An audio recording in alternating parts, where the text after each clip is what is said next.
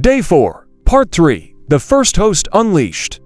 The ground convulsed as though the bones of the earth were snapping in half. The pit was no longer a prison. The chains were no longer shackles. The first host had risen, dragging fire, ash, and ruin in its wake.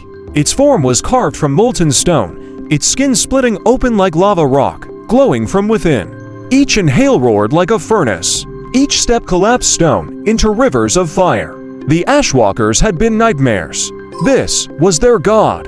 The shape of a monster, its head scraped the ceiling, smashing concrete with every careless tilt. Arms like burning towers dragged chains that hissed and cracked against the ground. Wherever its feet landed, stone blackened and melted into glowing rivers. But the face was worse than the body. It wasn't entirely a beast.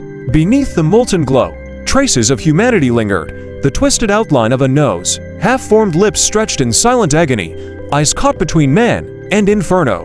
The first host hadn't been born. It had been made. The survivors' flight. The survivors broke. Some dropped to their knees, muttering prayers that vanished under the roar.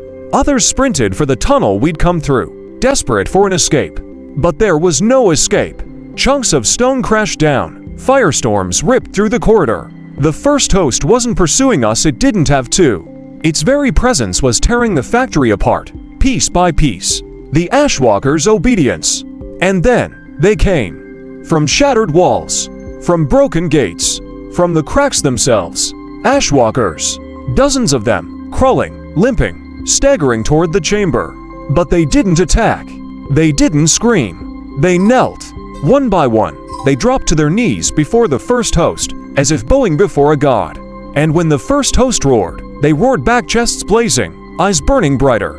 This wasn't a factory anymore. It was a cathedral of monsters. The friends returned, and among them, I saw him. My friend. His skin was no longer pale flesh.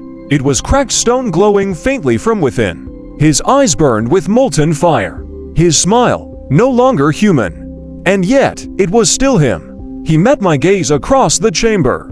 Not with hatred, not with recognition, but with something far worse. Invitation. The first host lowered its colossal hand, pressing its molten palm flat against the ground. The Ashwalkers rose together, like soldiers awaiting a command. And then they marched toward the tunnels, toward us. This wasn't chaos anymore. It was an army. And at the head of it was my friend. To be continued in Day 4, Part 4, The March of Fire.